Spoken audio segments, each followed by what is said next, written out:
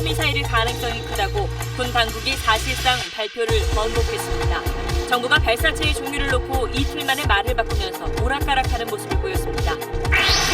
평택 국제대교 붕괴 사고 당시 상판은 물론 교각 한 개도 함께 무너진 걸로 드러나 부실 시공 의혹이 제기됐습니다. 붕괴 사고로 대교 아래 국도 일부 구간이 통제돼 근처 도로가 정체를 빚었습니다. 이재용 삼성전자 부회장이 징역 5년을 선고한 1심 판결에 불복해 법원에 항소장을 냈습니다. 특검도 곧 항소장을 낼 계획이어서 항소심에 치열한 공방을 예고했습니다. 지난해 고국 땅을 밟은 일본군 위안부 피해자 하상수 할머니가 폐혈증으로 별세했습니다. 정부에 등록된 위안부 피해 생존자는 36명으로 줄었습니다.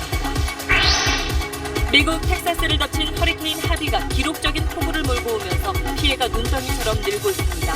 미국에서 네 번째로 큰 도시인 휴스턴에는 이틀간 700mm 가까운 비가 내려 곳곳이 물바다로 변해 도시 기능이 마비됐습니다. 지난 5년 동안 아파트 관리비 상승률이 소비자 물가 상승률의 4배나 되는 것으로 나타났습니다. 관리비가 급격히 올라서 가계 주거비 부담을 키우는 것으로 조사됐습니다. 부작용 논란을 휩싸인 릴리안 생리대에 대한 환불이 시작됐습니다. 제조사인 깨끗한 나라는 안전성 논란을 확산시킨 검출 시험의 공정성에 의문을 제기하며 평가 대상 제품을 모두 공개하라고 요구했습니다. 추석 황금 연휴 기간 해외여행 가려는 여행객이 늘면서 항공권 가격이 평소보다 2~3배 올랐습니다. 비싼 표 구하는 것도 쉽지 않은 상황입니다. 서울의 일부 구청이 관내 학교에 지원하는 교육경비 보조금을 성적 우수자들을 위한 특별반 운영에 쓰고 있습니다. 학교 시설 개선이나 사회적 약자에 대한 교육을 지원한다는 보조금 제도의 취지가 무색해지고 있습니다.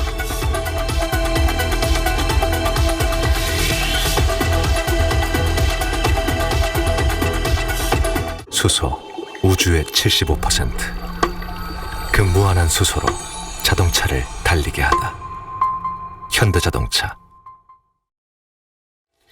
여러분 안녕하십니까? 이틀 전인 지난 토요일 북한이 쏜 단거리 발사체를 놓고 정부의 분석이 오락가락하고 있습니다.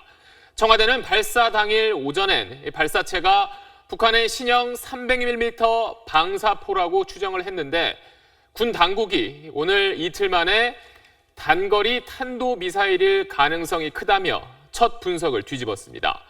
미국은 발사 성패는 잘못 판단했지만 단거리 탄도미사일이라는 판단은 일관되게 유지했습니다. 한국과 미국 두 나라 모두 북한의 발사체를 제대로 분석하지 못해서 우왕좌왕한 측면이 있지만 청와대는 발사체 기종을 섣불리 특정하고 또 게다가 틀리기까지 해서 비판을 자초했습니다. 북한 발사체 분석에 실패한 과정과 그 이유가 뭔지 김태훈 국방정문 기자가 보도하겠습니다.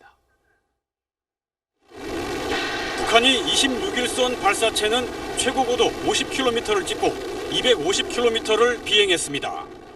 궤적만 놓고 보면 탄도미사일보다는 다연장 로켓, 즉 방사포에 가까웠습니다. 마침 며칠 전부터 발사 장소인 강원도 기대령 일대에서 신형 300mm 방사포에 발사 차량 몇 대가 이동하는 게 군에 포착되기도 했습니다. 그래서 군은 26일 발사체를 300mm 방사포에 무게를 두면서도 단거리 탄도미사일일 가능성을 배제할 수 없어 단거리 발사체라고만 밝혔습니다. 그런데 청와대는 300mm 방사포로 추정된다고 발표했습니다. 현재로서는 개량된 300mm 방사포로 추정되나 정확한 특성과 재원에 대해서는 군 당국이 계속 정밀 분석 중입니다. 미군은 발사체 성공 여부에선 혼선을 빚었지만 발사체 종류는 탄도미사일이라는 견해를 계속 유지했습니다. 발사체의 비행 속도가 방사포탄보다 훨씬 빠른 단거리 탄도미사일 속도인 마하 5를 넘나들었기 때문입니다. 우리 군은 오늘에서야 발사체의 속도를 감안해 단거리 탄도미사일로 추정한다고 입장을 정리했습니다. 북한이 스커드 미사일을 낮은 각으로 발사했거나 새로운 단거리 미사일을 개발했을 가능성이 제기됐습니다. 야당은 청와대가 북한의 도발을 의도적으로 축소한 것 아니냐고 비판했습니다. 발사체의 성격을 둘러싸고 청와대가 수위를 애써 낮춘 것 아니냐는 의혹이 제기되었고 한미 간 정보 공조에 균열이 생긴 것 아니냐는 문제 제기도 나왔습니다. 청와대는 분석 초기 단계에서 혼선은 있을 수 있다며 방사포든 탄도미사일이든 북한의 이번 도발은 저강도이고 정부 대응에 미치는 영향에는 차이가 없다고 밝혔습니다. SBS 김태훈입니다. 문재인 대통령도 군 당국을 강하게 질책했습니다. 그동안 그렇게 많은 국방비를 쓰고도 뭘 했는지 의문이 든다고 지적했습니다. 그러면서 북한이 수도권을 공격할 경우 즉시 공세적 작전에 나서라고 주문했습니다. 계속해서 남승모 기자입니다.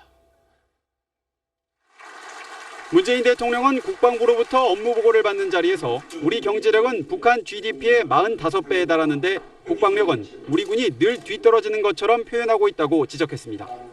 이어 막대한 국방비를 쏟아붓고도 북한 군사력을 감당하지 못해 오로지 한미 연합 방위 능력에 의지하는 것 같다면서 이런 군을 국민이 신뢰할 수 있겠느냐고 질책했습니다.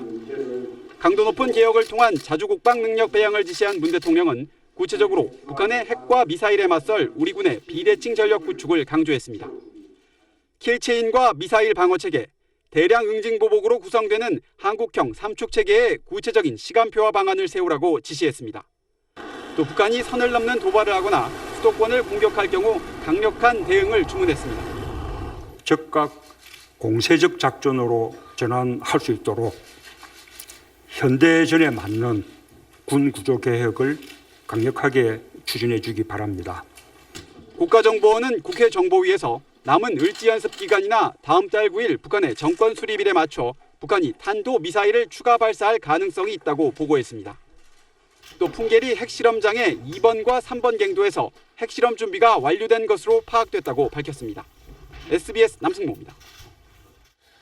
이번엔 평택호 국제대교 붕괴 사고 소식입니다. 사고가 일어난 지 사흘째인 오늘 추가 붕괴 가능성 때문에 사고 현장 주변 도로는 여전히 차량 통행이 통제되고 있습니다. 세종시와 평택을 잇는 43번 국도의 일부 구간이 통제되고 있는데 이곳은 평일 하루 6만 대 이상이 지나다니는 길입니다. 현장 취재기자 연결해 보겠습니다. 김정우 기자.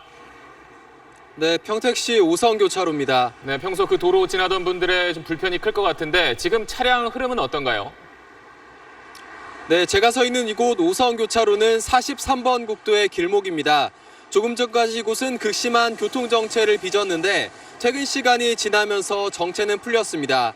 현재 43번 국도는 오성교차로에서 신남교차로까지 총 14km 구간이 통제된 상태인데요. 이곳을 지나려면 다른 국도를 이용해 돌아서 가야 합니다. 그러니까 이전보다 4km 정도 주행거리가 늘어났다고 보시면 됩니다. 그 여파로 수도권 지역과 세종시 양방향으로 오가는 차량이 하루 종일 정체를 빚었습니다. 붕괴 사고가 난 국제대교는 43번 국도 위를 지나고 있는데요. 추가 붕괴 위험으로 43번 국도를 이용할 수 없기 때문에 45번과 38번 그리고 39번 국도를 이용해야 합니다. 통제 구간은 세종시나 충남 아산에서 수도권으로 이어지는 자동차 전용 도로인데 평일 하루 교통량이 6만여 대를 훌쩍 넘는 곳이어서 교통정체는 앞으로도 계속될 전망입니다. 경찰은 국토교통부가 안전하다는 판단을 내릴 때까지 통제를 계속할 방침입니다. 지금까지 평택시 오성교차로에서 SBS 김정우입니다. 네, 정부는 오늘 사고조사위원회를 꾸려 원인 파악에 나섰습니다. 상판이 무너져 내릴 때 교각 한 개도 함께 붕괴된 걸로 드러나 부실 시공 의혹이 커지고 있습니다. 계속해서 김기태 기자입니다. 교각 위에 있어야 할 다리 상판이 폭삭 내려앉았습니다. 붕괴 당시의 충격으로 철골 크레인은 완전히 뒤틀렸습니다. 이곳 사고 현장에선 이 교각 위에 놓여 있는 상판에 시커멓게 금이가 있고 그 상판이 그대로 부러져 바닥에 처박혀 있는 걸 볼 수 있습니다.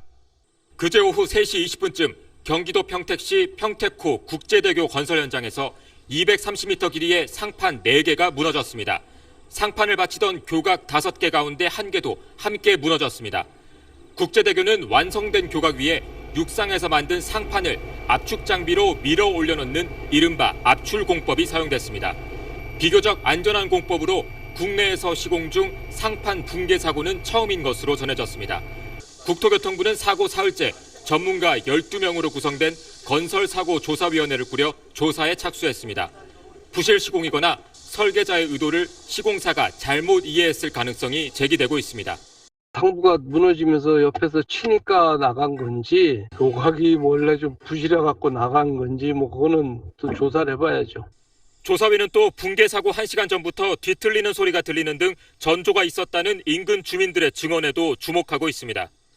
2,400억 원이 투입된 평택호 국제대교는 내년 12월 완공을 목표로 현재 공정률은 58.7%였습니다. SBS 김기태입니다. 다음 소식입니다. 이재용 삼성전자 부회장 측이 1심 선고 사흘 만에 항소장을 제출했습니다. 특검도 이르면 내일쯤 항소할 계획입니다. 자, 세계 재판 2라운드에선 어떤 부분이 쟁점이 될지 류란 기자가 미리 짚어봤습니다. 이재용 부회장 측 변호인단은 항소장에서 1심의 법리 판단과 사실 인정에 오인이 있다고 주장한 것으로 알려졌습니다. 추후 제출할 항소 이유에서도 혐의별로 무죄를 밝히는데 총력을 기울일 방침입니다. 유죄가 선고된 부분에 대해서는 전부 다 인정할 수 없습니다. 2심을 앞두고 삼성이 변호인단 교체를 고려한다는 설도 있지만 이 부회장 측이 현재 진용으로 대응할 것이라는 관측도 나오고 있습니다. 특검도 이르면 내일 항소장을 낼 계획입니다. 특히 미르와 K스포츠 재단 출연 등 1심에서 무죄 판단을 받은 부분과 말 구입 비용 일부를 뇌물로 인정하고도 국외로 빼돌린 재산에서 제외한 데 대한 반론 준비에 힘을 쏟고 있습니다. 항소심에서 청와대 보고 문건 등 증거가 보강될 가능성이 있고 김명수 대법원장 후보자 취임과 진보 성향 대법관의 진출이 예상돼 특검에 유리한 국면이란 전망도 있습니다. 반면 1심 선고 형량이 5년인 만큼 집행유예 가능성이 남아있고 삼성의 총수 부재 상황에 대한 우려의 목소리가 커지는 점은 이 부회장 측의 유리한 요소로 풀이됩니다. 이런 가운데 권오현 삼성전자 부회장은 사내 게시판에 흔들림 없이 진실이 밝혀지길 기다리자며 직원 협조를 당부하는 메시지를 올리는 등 내부 결속 강화에 나섰습니다. SBS 유란입니다. 일본군 위안부 피해자인 하상수 할머니입니다. 17살 때 일본군에 끌려가 고통스러운 나날을 보내야 했던 할머니는 해방 이후에도 집으로 돌아오지 못하고 60년이라는 긴 세월을 중국에서 보냈습니다. 그러다 지난해 정부 지원으로 그리운 고국 땅을 밟았지만 병세가 나빠지면서 결국 오늘 아침 세상을 떠났습니다. 이제 살아계신 피해 할머니는 36분입니다. 이성훈 기자입니다. 영정사진 속 하상숙 할머니는 옅은 미소를 지으며 조문객을 맞았습니다. 향년 90세. 오늘 아침 9시 10분쯤 한 맺힌 세상과 이별하고 영면에 들었습니다. 지난 1928년 충남 서산에서 태어난 할머니는 17살 때 돈을 벌게 해주겠다는 말에 속아 중국의 위안소로 끌려갔습니다. 해방이 됐지만 중국에 정착한 할머니는 1999년에야 한국 국적을 회복하고 2003년에 처음 고국 땅을 다시 밟았습니다.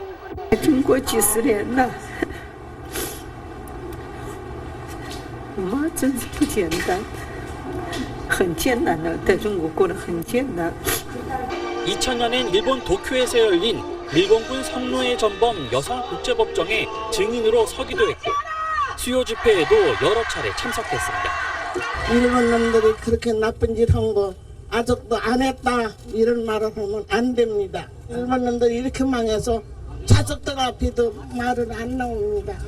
딸이 있는 중국에서 머물던 할머니는 지난해 4월 넘어져 크게 다치는 바람에 정부 지원으로 병상에 누운 채 귀국해 국내 병원에서 치료를 받아왔습니다.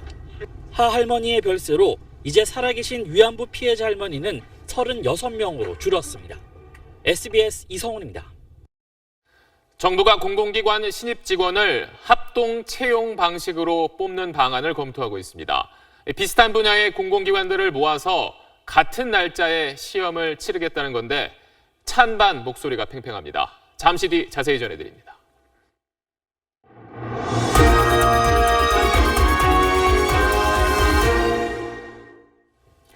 초강력 허리케인 하비가 미국 텍사스주에 기록적인 폭우를 뿌렸습니다.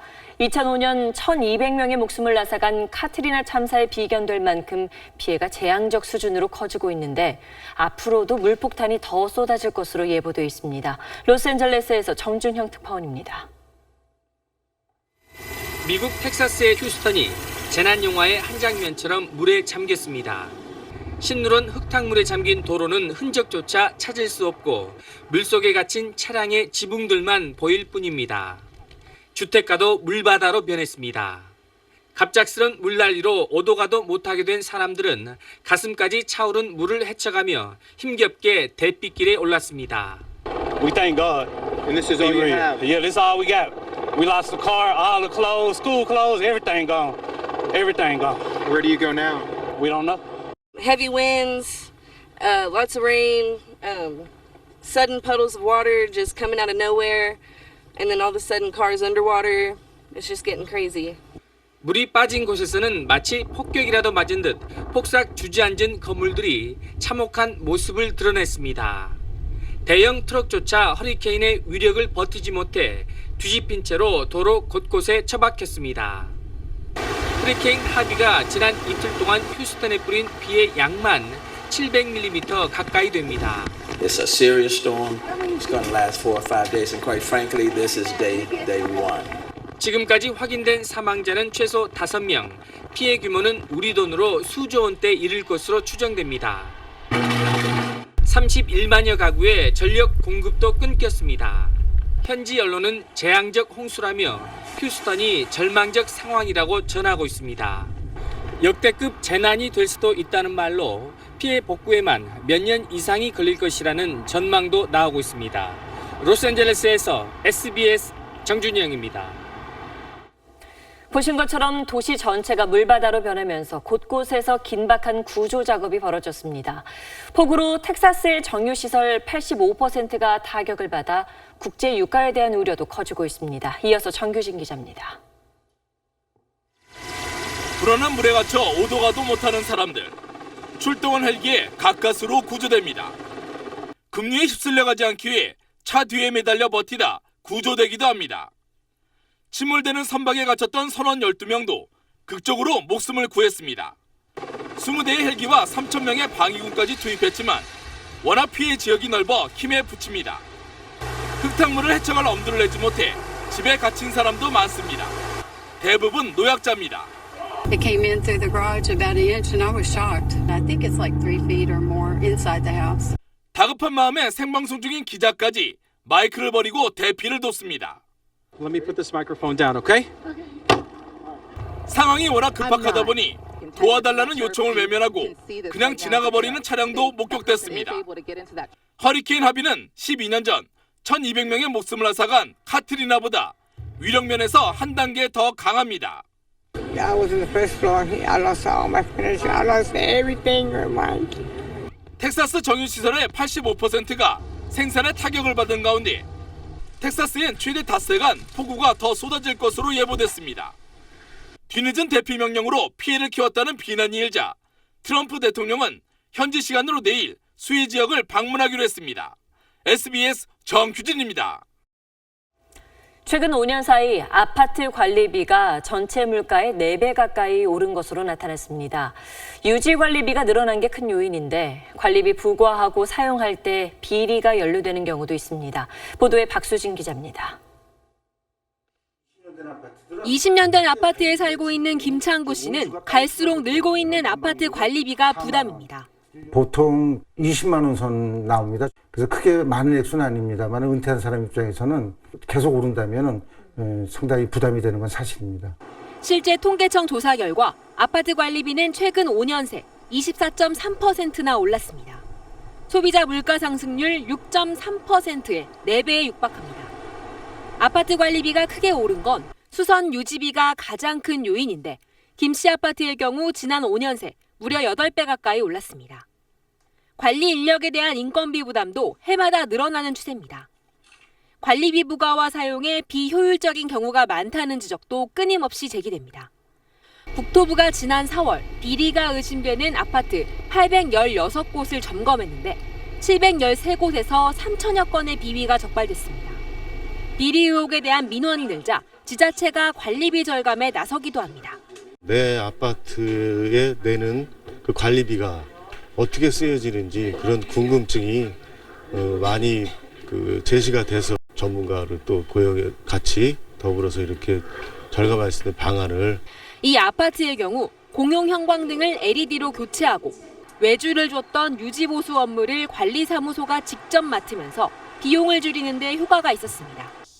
무엇보다 아파트 관리비 책정과 집행을 투명하게 공개해 비리 개입 여지를 없애는 게 중요하다는 지적입니다.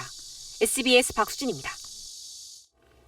신고리 56호기 공론화위원회가 처음으로 울산 현지를 방문했습니다. 원전 건설 현장을 둘러보고 찬반 측을 모두 만나 의견을 들을 예정이었지만 계획대로 되지는 않았습니다. 안정식 기자입니다. 신고리 56호기 건설 현장 입구가 주민들로 가로막혔습니다. 즉각 돌아가라! 원전공사 중단에 반대하는 주민들이 공론화위원들의 현장 방문을 저지하기 위해 나선 것입니다. 일부 주민은 아예 차도에 드러눕기까지 했습니다. 얼마나 속았는가 아는가 우리 주민들이 그 속아갖고요. 김지영 위원장 등 공론화위원들은 결국 걸어서 현장에 들어가야 했습니다. 현장에서도 한국수력원자력노조가 공사 중단에 항의하는 가운데 공론화위원들은 신고리 56호기 현장을 둘러봤습니다. 지역 관계자분들하고 만남의 기회를 갖지 못했지만 앞으로 저희가 더 계속적으로 노력을 해서 의견 듣는 기회를 가질 수 있도록. 공론화위는 건설 중단에 반대하는 측과 찬성하는 측 모두를 만날 예정이었지만 주민 반발로 반대 측 간담회는 무산됐습니다. 공론화위는 울산을 떠나기 전 건설 중단에 찬성하는 주민들과만 간담회를 가졌습니다. 중단 찬성 측은 신고리 56호기가 지진 안전성 평가 등이 제대로 이루어지지 않았다는 의견을 밝혔습니다. 반쪽으로 끝난 현장 주민 간담회는 신고리 56호기에 대한 국민적 합의를 도출하는 작업이 만만치 않을 것임을 예고했습니다. SBS 안정식입니다. 정부가 공공기관의 신입 직원 선발을 합동 채용 방식으로 바꾸는 방안을 검토하고 있습니다. 비슷한 분야 공공기관들이 같은 날 채용 시험을 치르는 방안입니다. 불필요한 중복 지원과 예산 낭비를 막자는 건데 응시생들의 선택권이 줄어든다는 우려도 나옵니다. 송욱 기자입니다. 매년 10월이면 취업준비생들에게 금융공기업 A매치데이가 열립니다. 각국 축구 국가대표팀의 경기가 동시에 열리는 것을 빗댄 것으로 산업은행과 수출입은행, 예금보험공사 등 금융공기업들이 같은 날 채용시험을 치르기 때문입니다. 애써 뽑은 인재가 중복 합격으로 다른 곳으로 가는 사례가 늘자 이렇게 하는 겁니다. 정부는 이런 합동 채용 방식을 금융뿐 아니라 다른 공공기관으로 확대하는 방안을 추진하고 있습니다. 에너지나 교통, 복지 등 분야별로 나눠서 같은 날 필기시험을 보는 식으로 전국 320여 개 공공기관 가운데 50여 개 기관이 하반기 참여를 검토 중입니다. 중복 합격자가 줄어들면서 취업 기회가 넓어지는 효과가 있다는 게 정부 설명입니다. 사실 합격 이후에 이탈자가 생기면 추가 채용이 어려운 상황인데 처음부터 중복 합격이 줄어든다면 그만큼 다른 시자들에게 기회를 줄 수 있는 거죠. 하지만 시험 볼 기회가 줄어들 수밖에 없는 만큼 취업 준비생의 우려 또한 적지 않습니다. 오히려 취준생들의 기회를 좀 박탈하는 게 아닐까 싶고요. 요즘에는 실력들이 다 비슷비슷한데 거기서 하나로 물려버리면 떨어지는 사람들이 뭐가 될지 좀. 정부는 다음 주에 참여를 원하는 기관과 채용 일정, 규모를 발표할 예정입니다. SBS 송욱입니다. 부작용 논란이 일고 있는 릴리안 생리대에 대한 환불 접수가 오늘 시작됐습니다. 한편 제주사 깨끗한 나라 측은 유해성 문제를 처음 제기한 시민단체와 대학 연구팀에 대해 연구 과정과 결과를 투명하게 공개하라고 요구했습니다. 유덕기 기자가 보도합니다. 대형마트 한켠에 놓인 쇼핑카트에 반품된 릴리안 생리대가 가득 담겨 있습니다. 제조사인 깨끗한 나라가 제품을 언제 샀건 영수증이 있건 없건 상관없이 환불에 나선 겁니다. 포장을 뜯은 제품도 환불 대상에 포함됐습니다. 깨끗한 나라는 부작용과의 인과관계가 밝혀지진 않았지만 고객 목소리를 듣고 반영하기 위해 환불에 나섰다고 밝혔습니다. 그러면서도 릴리안 유해성 문제를 처음 제기한 여성환경연대에 대해선 강하게 이의를 제기했습니다. 시험 대상 선정에서 공정성과 순수성에 문제가 있다며 선정 기준을 밝히라고 요구했습니다. 또 휘발성 유기화합물이 검출된 나머지 9개 브랜드도 공개하라면서 이에 응하지 않으면 법적 대응도 불사하겠다고 밝혔습니다. 여성환경연대는 식약처에 공을 넘겼습니다. 저희가 조사한 모든 결과는 그리고 조사 방법은 식약처에 이미 다 넘겨드렸습니다. 식약처에서 그것들을 받아서 공개를 해주시고. 식약처는 여성환경연대의 연구 결과는 물론 다른 업체명도 공개하지 않겠다고 선을 그었습니다. 생리대 유해성 논란이 불거진 이후 대안생리대를 찾는 수요가 급증하면서 면생리대와 유기농 생리대 품귀 현상마저 보이고 있습니다. SBS 유덕기입니다. 다가오는 추석 연휴는 최장 열흘에 이르는 황금 연휴여서 해외여행 계획하는 분들이 많습니다. 그런데 이미 항공권 값은 평소에 2~3배로 크게 올랐고 원하는 날짜 표구하기도 쉽지 않습니다. 이강 기자가 보도합니다. 추석 연휴 동안 인도네시아 여행을 계획했던 직장인 김모 씨. 항공권 값이 평소 3배로 뛰면서 엄두를 못 내고 있습니다. 아직 결정 못하고 보류한 상태입니다. 평소 계획에 맞춰가지고 항공사도 못지않게 바가지 요금을 많이 매기는구나라는. 추석 연휴 기간 아시아권뿐만 아니라 유럽이나 미주 지역 항공권 모두 평소 대비 2~3배 수준입니다. 장기간 황금 연휴에 해외 여행 수요가 늘면서 항공권 값이 크게 오른 겁니다. 국내선도 마찬가지여서 연휴 기간 제주도 항공권은 이미 매진입니다. 항공사들은 출발일이 다가올수록 가격이 오르는 것은 관행이라고 말합니다. 항공 좌석은 출발 이후 재고가 없는 무형의 소멸 자산으로 출발일이 임박할수록 얼리버드 등 판촉운임이 마감되면서 가격이 높아지는 구조입니다. 다만 연휴 이틀 전인 9월 28일엔 항공권 값이 평소와 큰 차이가 없고 아직 휴일로 확정되지 않은 10월 2일도 항공권 여유가 있습니다. 또 연휴 후반부로 갈수록 항공권 가격이 저렴해집니다. 추석 연휴 기간에 가려고 많이 하시거든요. 근데 그 앞뒤 날짜로 하루 이틀 휴가를 내시면 그 날짜는 상대적으로 가격이 많이 좀 싸집니다. 장거리 여행의 경우 일본과 동남아 등을 경유하면 항공권 구하기가 쉬워집니다. SBS 이강입니다. 백화점이나 대형 상점에서 매장 직원의 휴대전화를 훔쳐온 20대가 붙잡혔습니다. 다른 물건을 좀 보여달라고 한 뒤에 직원이 자리를 비우면 그 사이 범행을 저질렀습니다. 이현영 기자입니다. 마스크를 쓴 남성이 상점 안으로 들어옵니다. 신발을 사는 척하더니 직원에게 다른 크기를 요구합니다. 직원이 잠시 자리를 비운 사이 이 남성은 계산대 위에 휴대전화를 주머니에 넣고 그대로 도망칩니다. 이렇게 수도권 백화점과 대형 상점을 돌며 매장 직원들의 스마트폰을 훔친 혐의로 21살 백모 씨가 경찰에 체포됐습니다. 경찰 조사에 따르면 백 씨는 최근 한 달 사이 31대의 휴대전화를 훔쳐 작물업자에게 팔아넘겼습니다. 물건을 팔기 위해 매장 직원들이 휴대전화에 주의를 게을리하는 순간을 노렸습니다. 실제로 매장 곳곳에는 계산대 위에 올려져 있는 직원들의 휴대전화가 쉽게 눈에 띕니다. 자신이 보고 한 번만 신하고 볼 수 있을까요? 직원들은 계산대 위에 휴대전화를 그대로 둔 채 창고에서 물건을 가져오고 매장 곳곳을 돌아다니기도 합니다. 갑자기 손님이 막 2~3팀씩 이렇게 막 오고 하다 보면은 바로 놓고 대화하다가 깜빡 잊고 이제 창고 갔다 왔다 하는 경우도 있다 보니까. 경찰은 백 씨를 상습절도 혐의로 구속하고 비슷한 피해를 예방하기 위해 판매 직원들의 주의를 당부했습니다. SBS 이현영입니다. 태풍이 2차례나 휩쓸고 간 중국 남부에선 엎친 데 덮친 격으로 대규모 산사태까지 일어나 산 아래에 있던 마을 전체가 사라졌습니다. 2명이 숨지고 25명이 실종됐습니다. 베이징 편상욱 특파원입니다.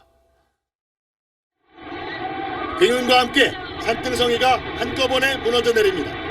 산을 떠받치던 기둥이 사라진 듯 집채만한 바위와 흙무더기가 뿌연 먼지를 일으키며 마을을 덮칩니다. 산 아래에 있던 마을은 흔적도 없이 사라졌습니다. 오늘날 중국 남부 구이저우성 나용현에서 발생한 이 산사태로 최소 28가구가 매몰됐습니다. 산사태가 발생하자 근처 주민들이 먼저 달려나와 구조에 나섰습니다.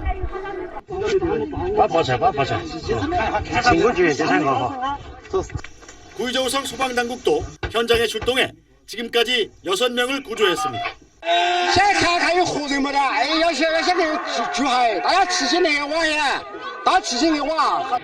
그러나 2명은 숨진 채 발견됐고 아직도 25명은 실종 상태입니다.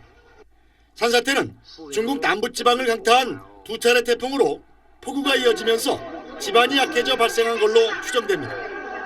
중국 당국은 추가 산사태 우려가 있는 인근 지역 주민들을 긴급 대피시키고 생존자 구조 작업에 안간힘을 쓰고 있습니다. 베이징에서 SBS 편사옥입니다.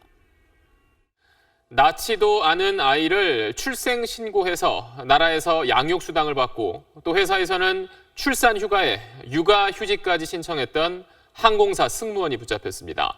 출생 증명서를 직접 위조해서 벌인 일인데 이렇게 받아낸 돈이 5천만 원 가까이 됩니다.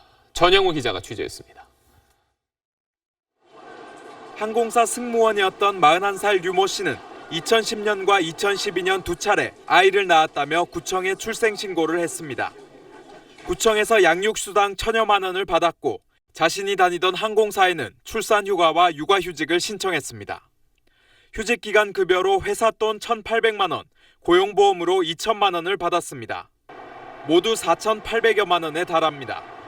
회사에서는 2달 정도는 지원하거든요. 6월 말부로 사직처리가 되는 걸로 알고 있고요. 그런데 구청에 제출한 출생증명서는 유 씨가 위조한 가짜였습니다. 유 씨의 행각은 지난 2월 교육청의 조사로 드러났습니다. 첫 아이가 예비 소집에도 오지 않고 행적이 묘연해 경찰에 수사를 의뢰한 겁니다. 경찰은 잠적했던 유 씨를 6개월 동안 추적한 끝에 오늘 인천의 한 아파트에서 붙잡았습니다.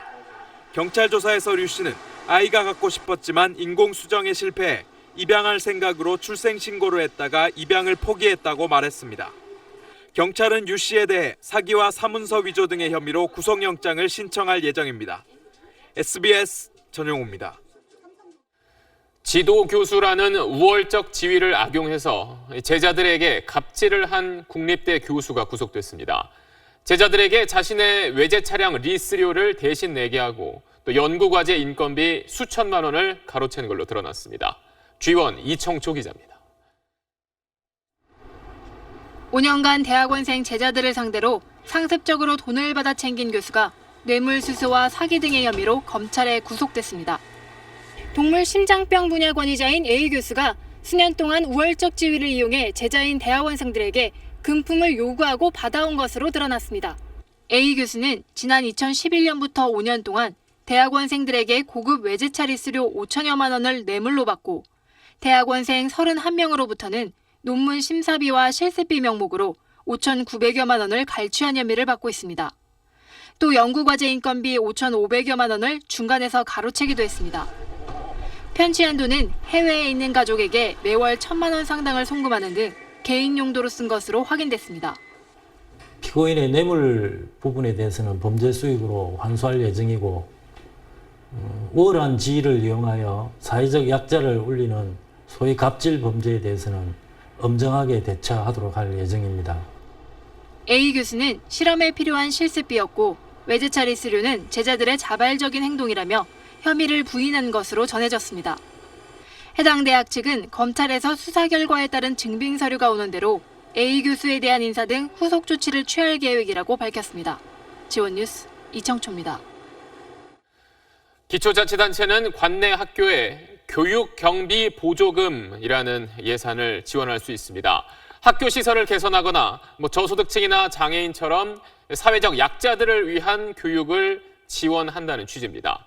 그런데 서울의 몇몇 구청들이 이 돈 가운데 일부를 공부 잘하는 성적 우수자들을 위한 특별반 운영에 써온 걸로 드러났습니다. 원종진 기자가 취재했습니다. 서울의 한 고등학교. 성적과 생활기록부로 선발한 학생 12명을 위한 방과 후 교실을 주 3회 운영하고 있습니다.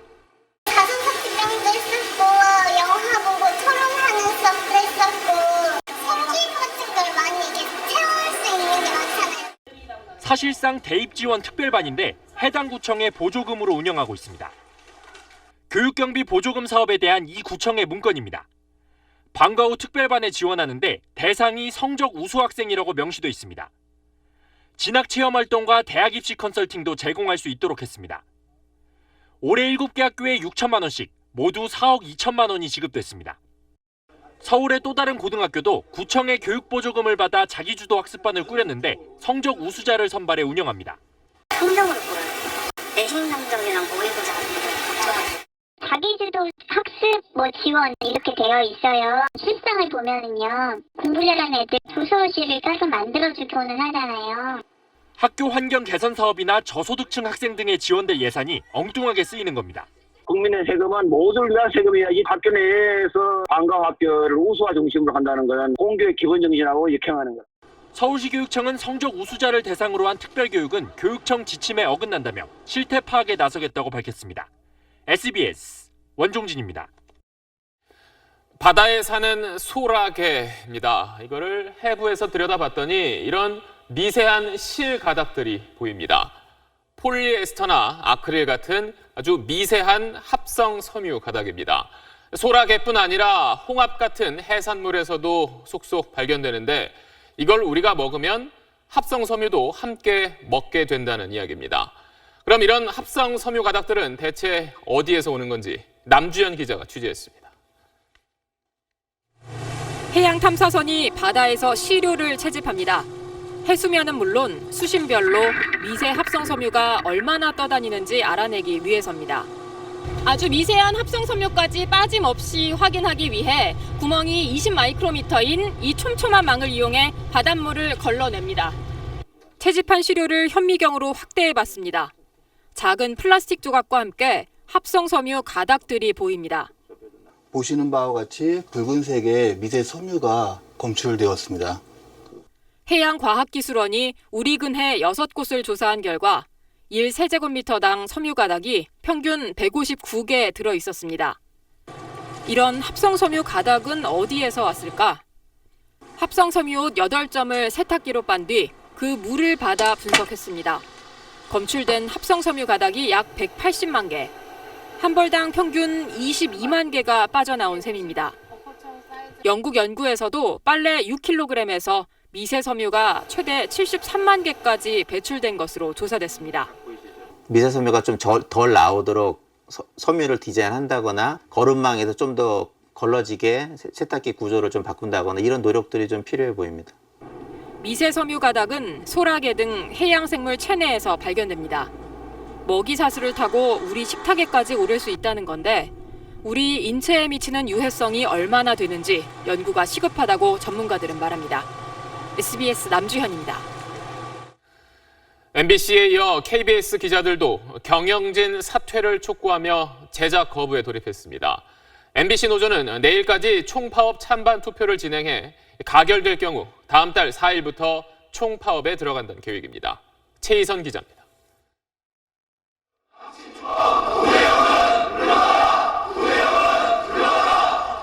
KBS 보도국 소속 기자 200여 명이 사장 퇴진을 요구하며 피켓을 들었습니다. 그동안 경영진이 보도에 부당하게 간섭해왔다며 제작 거부를 선언한 겁니다. 권력을 감시하고 비판하기는커녕 수많은 이슈들을 외면했다.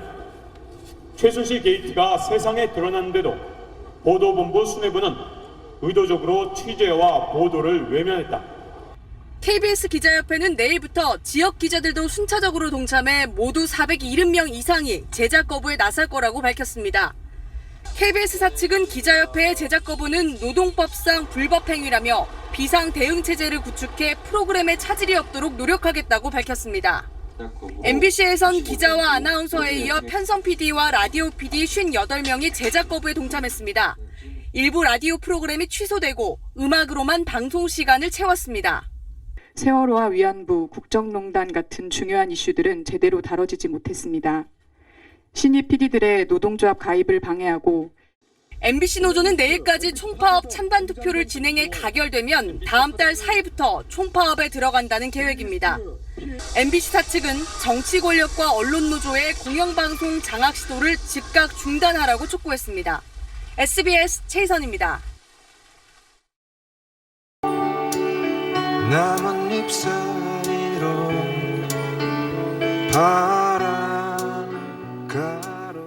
네, 서정적인 노랫말과 차분한 음색이 매력적인 이 노래는 가수 조동진 씨의 대표곡 나뭇잎 사이로입니다. 지난 1970, 80년대 아름다운 노래들로 대중을 위로했던 포크 음악의 대부 조동진 씨가 오늘 세상을 떠났습니다. 심우섭 기자입니다.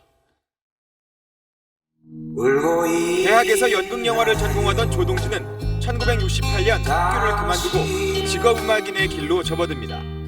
미팔군 록밴드에서 기타리스트 겸 작곡가로 실력을 다졌지만 첫 솔로 음반은 1979년에야 나왔습니다. 이 음반에 담긴 행복한 사람은 아름다운 가사와 서정적인 선율로 대중의 큰 사랑을 받았습니다. 나뭇잎 사이로, 제비꽃 등 한편의 시, 그림 같은 노래들을 잇따라 히트시켰습니다. 제가 할 수 있는 게 그것뿐이었고 모든 게 운명이었다고 생각해요.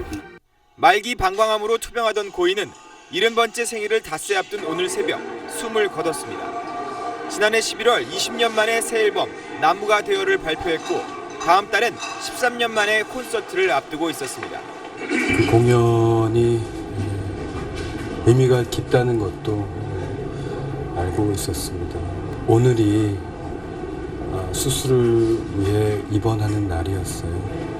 돌아오기 위해서 떠난다는 말이 있습니다. 좋은 소리란 좋은 마음에서 나온다고 생각합니다. 좋은 마음이란 마치 꽃의 향기 같아서 넓게 퍼져가리라 생각합니다. SBS 심우섭입니다. 지난달 청와대 캐비닛에서 박근혜 정부 종이 문서가 2,000건 넘게 발견된 데 이어 이번엔 청와대 공유 폴더에서 문서 파일이 9,000건 넘게 나왔습니다. 문학의 블랙리스트 관련 내용도 포함되어 있다고 청와대는 밝혔습니다. 보도에 정영태 기자입니다. 박근혜 정부 문서 파일이 대량으로 발견된 건 청와대 제2부속실 전산 공유 폴더에서입니다. 국무회의 292건, 대통령 주재 수석비서관 회의 221건 등 모두 9,308건이나 됩니다. 일부 문서 파일에는 문학의 블랙리스트 등 국정농단과 관련된 내용도 포함되어 있습니다. 지난 정부에서 좌편향 문제가 있다고 본 문화예술인들에 대한 조치 필요성 등이 여러 차례 대통령과 비서실장 주재 회의 문서에 등장한 것으로 알려졌습니다. 청와대는 지난 10일 한 직원이 스캐너 연결 컴퓨터 작업 중 문서 파일이 담긴 제2부속실 공유 폴더를 발견했다고 설명했습니다. 18일이나 지나서 발표한 이유에 대해선 파일량이 많아 문서 암호를 풀고 대통령 기록물인지 검토하는 데 시간이 걸렸다고 밝혔습니다. 문서 파일의 작성 시기는 2013년부터 2015년 1월까지로 이른바 문고리 3인방으로 불렸던 안봉근 전 청와대 제2부속실장 근무 시기와 일치합니다. 하지만 청와대는 구체적인 문서 작성자와 세부 내용에 대해선 말을 아꼈습니다. 또 다른 비서관실 공유 폴더에도 전 정부 파일이 있어 내용을 파악 중이라며 국정농단 관련 파일은 특검 요청이 있으면 제출하겠다고 밝혔습니다. SBS 정영태입니다. 이유정 헌법재판관 후보자 인사청문회가 열렸습니다. 후보자의 정치적 편향 여부가 쟁점이 된 가운데 주식 투자 수익을 둘러싼 공방도 벌어졌습니다. 이세영 기자입니다. 야당은 이유정 후보자가 여당 청문위원인 박주민 의원에게 후원금을 낸 적이 있다며 박 의원의 청문위원직 사퇴를 촉구했습니다. 가장 공정하고 중립을 지켜야 할 인사청문 회장 자체도 이미 기울어져서 시작을 할 수가 있다. 야당 의원들은 이처럼 이 후보자가 선거 때마다 특정 정당과 후보를 지지했다며 차라리 정치를 하라고 쏘아붙였습니다. 차라리 직접 정치를 하면서 얼마든지 후보자가 생각하는 그런 가치를 실현할 수 있지 않을까. 다양한 사회단체나 어떤 인권단체에 자문을 하면서 많은 변호사님들을 알게 됐고 그런 분들이 권유를 했기 때문에 여당은 정치적 의사표현은 기본권이며 후원금도 합법적이었다고 반박했습니다. 정치적 중립성이라는 부분이 후보자가 되기 전에 정치적 표현의 자유, 제약되는 것과 동일시될 수는 저는 없다고 봅니다. 보유주식 평가액이 2억 9천만 원에서 1년 반 새 15억 1천만 원에 이른 점도 도마에 올랐습니다. 이 후보자는 내부 정보를 활용한 게 아니냐는 의혹에 정상적인 거래였다고 밝혔습니다. 좋은 회사의 주식은 오를 때 사야 된다는 말도 있습니다. 그래서 제가 좀 추가 매수를 하게 된 것이고요. 야3당이 이 후보자의 청문회를 9월 정기국회의 전초전으로 삼고 있는 만큼 청문 보고서 채택을 놓고 진통이 예상됩니다. SBS 이세영입니다. 안철수 국민의당 신임 대표가 첫 공식 일정을 시작하며 강한 야당을 내세웠습니다. 국민의당의 협조가 절실한 여야 모두 안 대표에게 손을 내밀었는데 지방선거 연대론까지 나왔습니다. 이한석 기자가 보도합니다. 첫 일정으로 국립현충원을 찾은 안철수 국민의당 대표는 김영삼, 김대중 전 대통령 외에 예정에 없던 이승만, 박정희 전 대통령 묘소도 참배했습니다. 진보 보수를 아우르는 중도 정당임을 강조한 행보로 풀이됩니다.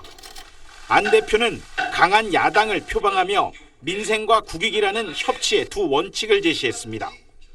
민생과 국익에 반하는 일이라면 날선 비판으로 강력히 저지하는 야당이 되어야 합니다.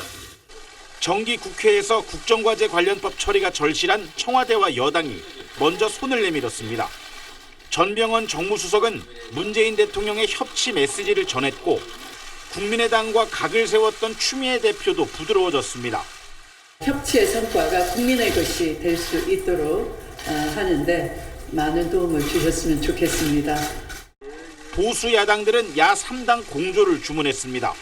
특히 정우택 자유한국당 원내대표는 개인 의견을 전제로 내년 지방선거에서 야권 단일 후보를 내는 방안을 제시했습니다. 한번 수도권만이라도 우선 한번 선거 연대를 해보는 게 어떻겠느냐, 이런 하나의 제안입니다. 여당과의 협치냐, 야3당 공조냐. 안철수 대표의 선택은 김희수 헌법재판소장 후보자의 임명동의안 처리 과정이 첫 가늠자가 될 것으로 보입니다. SBS 이한석입니다. 중국 최고의 부동산 재벌인 완다그룹의 왕젠린 회장이 해외로 출국하려다 공항에서 제지당한 것으로 알려졌습니다.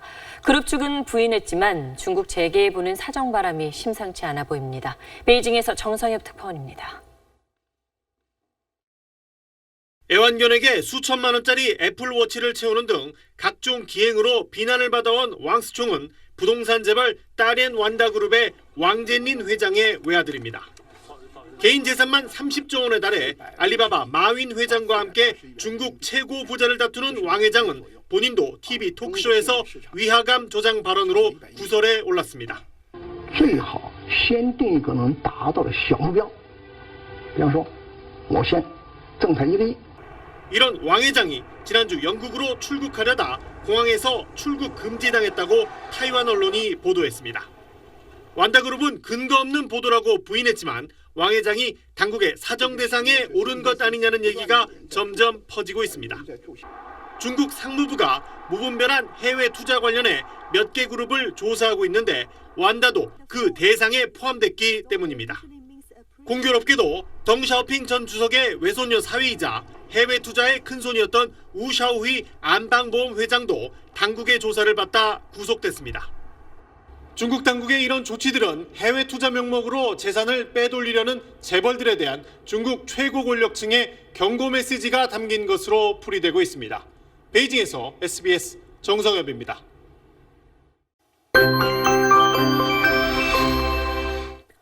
밤사이 또다시 중부지방 곳곳으로는 강한 비가 집중됩니다. 내일 오전까지 전국에 한 차례 비구름이 지나는데요. 중부 대부분 지방은 최고 70mm, 영동과 전북 북부, 경북 북부 지방은 50mm 안팎의 비가 오겠습니다.